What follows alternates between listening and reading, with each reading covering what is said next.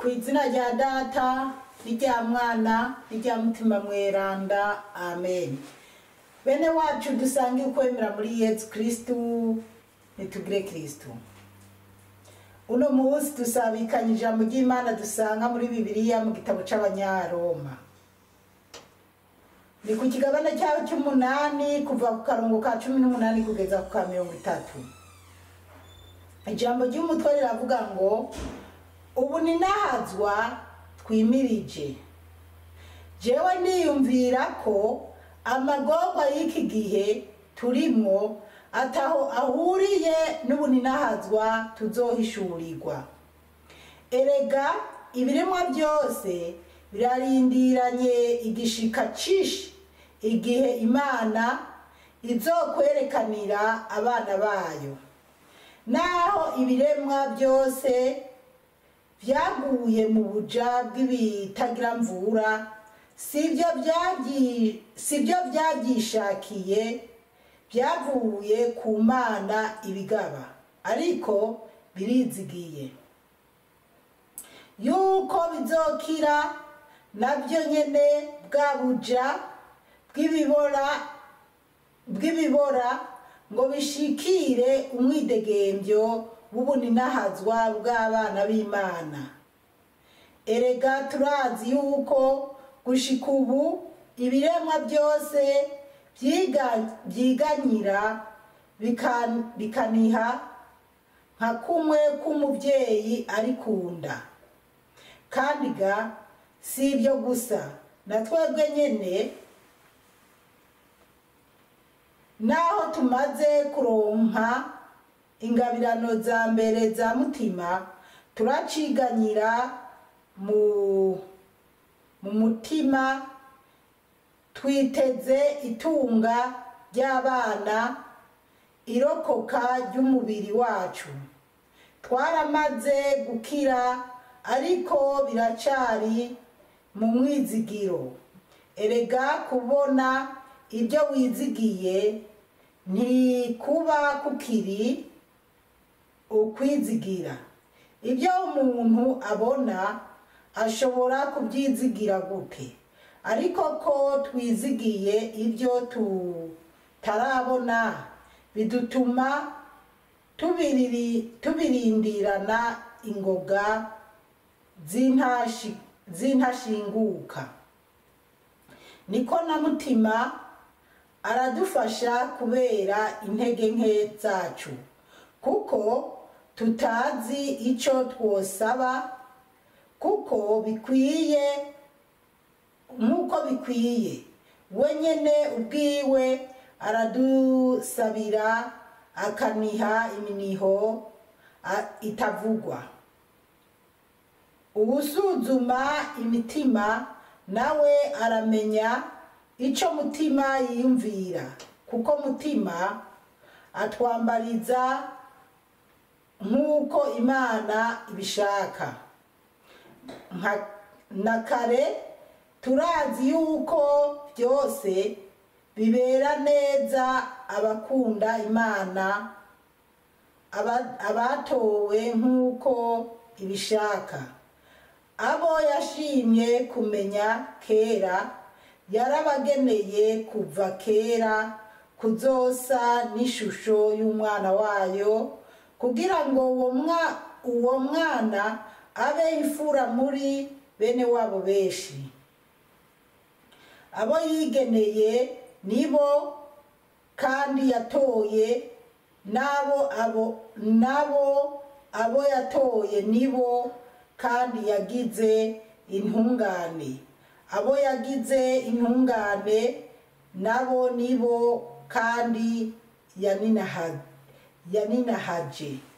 Bene wacu muri Kristu Yezu, iri ni ijambo ry'Imana. Dushima Imana. Aleluya, amen. Aleluya, amen.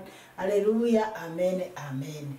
Bana b'Imana, ijambo ry'umutwe tugiye kwisunga riravuga ngo ubuninahazwa twimirije. Bana b'Imana, ni ijambo riryoshe cyane. Ubuninahazwa twimirije. Akarongo ka 18 kavuga ngo jewe ndiyumvira ko amagorwa y'iki gihe turimo ataho ahuriye n'ubuninahazwa tuzohishurirwa. Haleluya, amen. Pawulo arabwira abantu icyiyumviro cyiwe ko ngo amagorwa turimo muri iki gihe atariyo atandukanye cyane n'ubuninahazwa twimirije canke yari yimirije. Yari Pawulo. Rero bana b'Imana, natwe turavye muri iki gihe amagorwa menshi abantu benshi barimo muri iki gihe,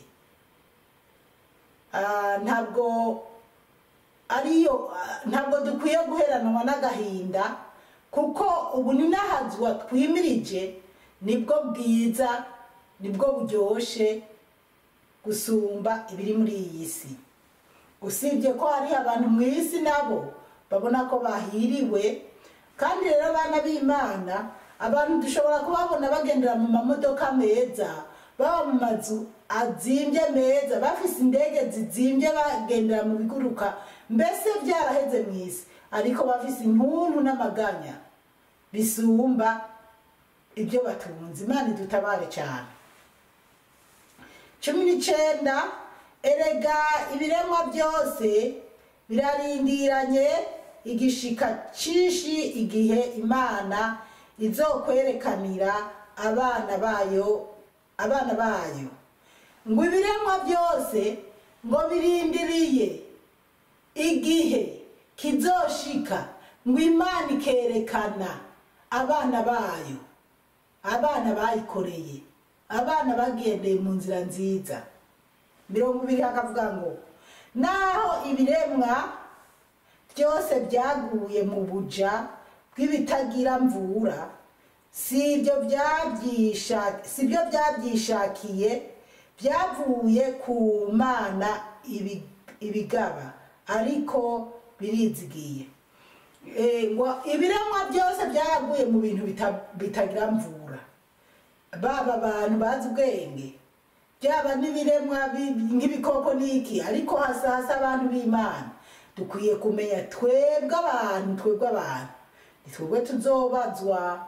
Ibiremwa bitavugwa, ibikoko n'ibindi, ntabwo bizoja ku rubanza rwo kuvuga ngo isigure ko ariye mugenzawe. Ariko muntu, Imana izokubaza impamvu wahemukiye mugenzawe, impamvu Imana yaguhaye itunga nturikoreshe neza, impamvu Imana yaguhaye umubiri ukawukoresha uko wishakiye. Ariko birizigiye, ariko ngo birizigiye, baba abantu barizigiye. Kandi ndababwire n'ibikoko, ibiremwa nabyo birizigiye ko azogera igihe isi kamera neza, cyangwa se Imana igaca urubanza, nabyo bikaronka amahoro, bikareka kuza biricwa cyangwa bituririrwa mu mashamba. Imana iduhe kubitahura cyane. 21 yuko bizokira nabyo nyene bwabuja bw'ibibora ngo bishikire umwidegembyo w'ubuninahazwa bw'abana b'Imana. Ngo nabyo birizigiye, nabyo neko hazogera umwidegembyo, ngo nabyo bigashikira ubuninahazwa bw'abana b'Imana. Kubisanzwe ni twebwe abantu, ni twebwe dukwiye kurondera ubwo buninahazwa, twizigiye ko ibi bibazo duhura nabyo mu isi, izi ngorane duhura nazo mu isi, ko zizohera tugashikira ubuninahazwa bw'abana b'Imana. Ariko n'abana b'Imana bakorera Imana, batariye bugaye, batishimiye kwirukanisha bagenzi babo kugira baje mu myanya ya bagenzi babo. Mu isi hari ubugome bwinshi buzobuza abantu, canke buzobuza abantu, buzotubuza. Jewe sishaka ikintu cyozombuza kubona Imana, ariko hari ibintu byinshi mu isi bizobuza abantu kubona Imana. Ihatire rero kutaba muri abo bantu bakora ibizira bizotuma batabona Imana. Ihatire wowe kuzobona Imana. Haleluya, amen. kuyibona ni kimwe no kubana nayo n'ikindi. Wihatire kuyibona no kuzobana nayo, kuko hari abazoyibona iri ku ntebe y'imanza atambabazi zigihari. Hanyuma nyene mana mwibuka Yezu bimwe yatubwiye ngo abagome nabo bazomubwira ngo mbega mwami twakubonye hehe ngugwaye cyangwa ugize kunuku. Rero bazoba bariko baramubona idagika umunota umwe kwayo majambo Yezu azoba ariko aravuga. Mwanya mutoyi nuko bakorogarurira mu muriro. Imana dutabare cyane. Twihatire rero kuzobona Imana no kubana nayo. Mu yindi mvugo mwisi hazoba paratizo canke tuzoba muri paratizo y'Imana. Ngo n'umwana azokina nimba ari inzovu n'intambwe. Rero n'ibikoko, murazi ko ibikoko birahigwa kugira babirye canke tubirye. N'ibikoko bizobaho rero mu mwidegembyo, abantu dukina navyo atangorana atagahinda ataki. Ibiri kabiri, erega turazi yuko gushika ubu ibiremwa byose byiganyira bikaniha nka kumwe k'umuvyeyi ari kunda. Ngo ibiremwa byose nyene urumva nibyo bikoko birimo. Ngo biriganyira ibiremwa byose, abantu ibikoko biriganyira kugira tuzoshikira umunsi uwo ari we wese yokumva kwabonye amahoro. Canke nibyo bikoko ko bibonye amahoro bitakihigwa. Ibiri gatatu, kandi ga si ibyo gusa, na twebwe nyene naho tumaze kuronka ingabirano za mbere za mutima, turaciganyira mu mutima, twiteze itunga ry'abana,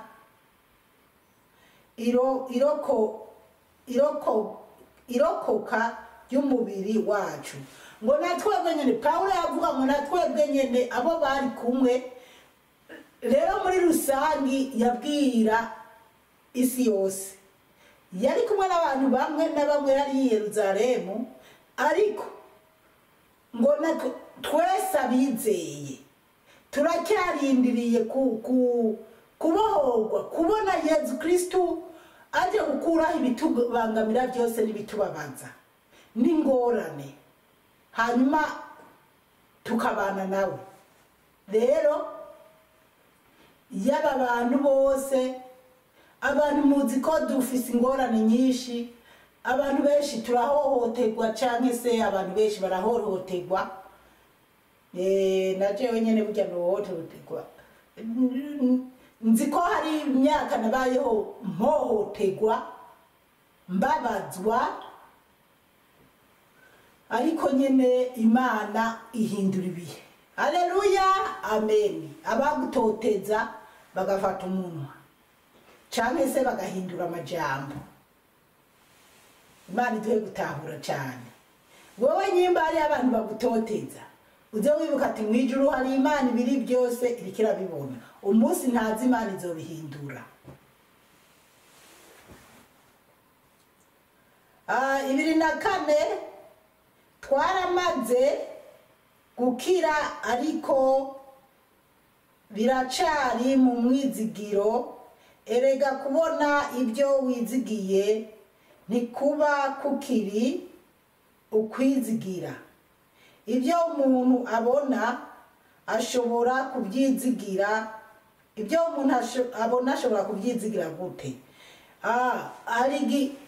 Kwizigira, twizigiye ko Yezu Kristo azoza, turabyizigiye. Twizigiye ko Yezu yaje. Canke se hariho ikintu umuntu yizigira ko kizoba. Umuntu akibaza ati naho ndi mu bibazo umwanya wari wo wose ibibazo bizohera, umukama azongirira neza bizohera. Canke se ndizigiye ko ejo shobora kuronka ibiharage nkateka nkarara ndiye ejo canke mu ndwiza, ariko ubundi nawe arabifise. Canke ndafise ibiharage ngira nteke ndare ndiye, kubera urabifise. Nturiko uravuga ati reka ndabyizigire ko bizoza ryari. bizoza mu ndwiza. Ibyo umuntu afise n'ibyo yizigiye ko azoronka muri kazoza biratandukanye.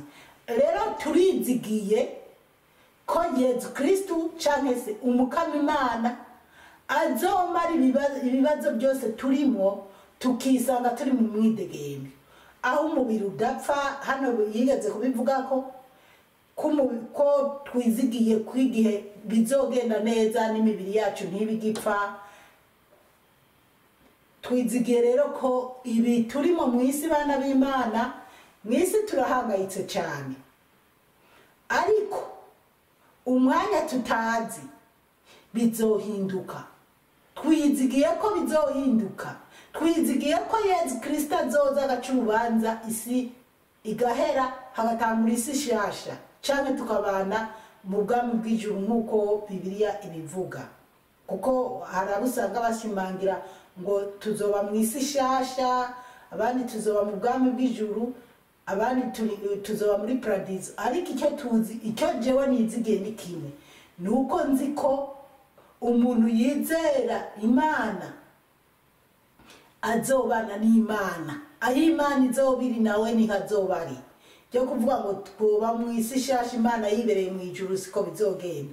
Tuzobana n'Imana kandi ngo tuzosa n'Imana. Haleluya, amen. Reka twibandanirize. Ibyo umuntu abona ashobora kubyizigira gute? Namaze kubivuga ngo ibyo umuntu abona ngo ashobora kubyizigira gute, niwo kuko ubu bifise.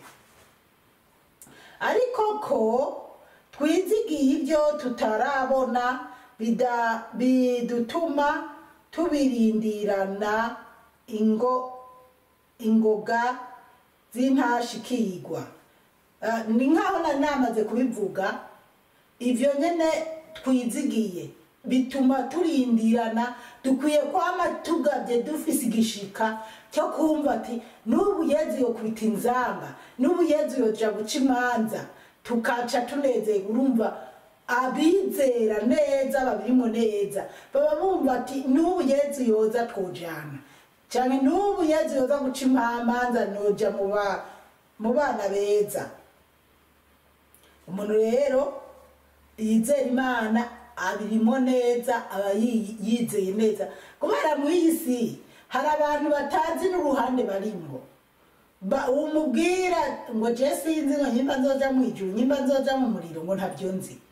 Wowe utazi uzoja, wumva nyene hari ijuru wizeye, ubwo nyene waramaze kwihebura. Raba impamvu rero zotuma wumva utazi inzira. Hari n'abandi bazi neza ati je ndazi ni mu muriro udahe. Ariko rero byoba byiza umuntu wese arajya aho umubuza kubura ijuru akakosora. Nta bintu bizoba binezereye nko kubana n'Imana. 12:6 reka twihutishe. Niko na mutima aradufasha kubera intege nke zacu, kuko tutazi ico twosaba nuko bikwiye. Wenyene ubwiwe aradusabira akaniha iminiho itavugwa. Mutima ngo aradusabira, mutima mweranda w'Imana aradusabira ngo araniha iminiho itavugwa, ngo adusabira. Kandi niko kuri bana b'Imana, kubera Imana irababara. Umutima w'Imana uze uzura jemora ndaba abana bakambabaza. Umwana kambabaza nkamugoragoza nkagira iki, babyeyi ntabwo umwana yagushavuza ku buryo wibaza ati ariko nk'uyu mwana namubyariye iki, kuki ntosubiza inyuma ibihe, kubera iki ibintu jewe byama bishikira. Umwana nkamubura ifatiro nkibaza. Ariko rero niyo mpamvu na mutima nyimba wubabara yuko umwana yakunaniye akuruhije, niko na mutima w'Imana babazwa nuko tumugora. Uraraba iyo ushaka gukora ikibi, haraba umutima ukubwira ati reka ntugikore.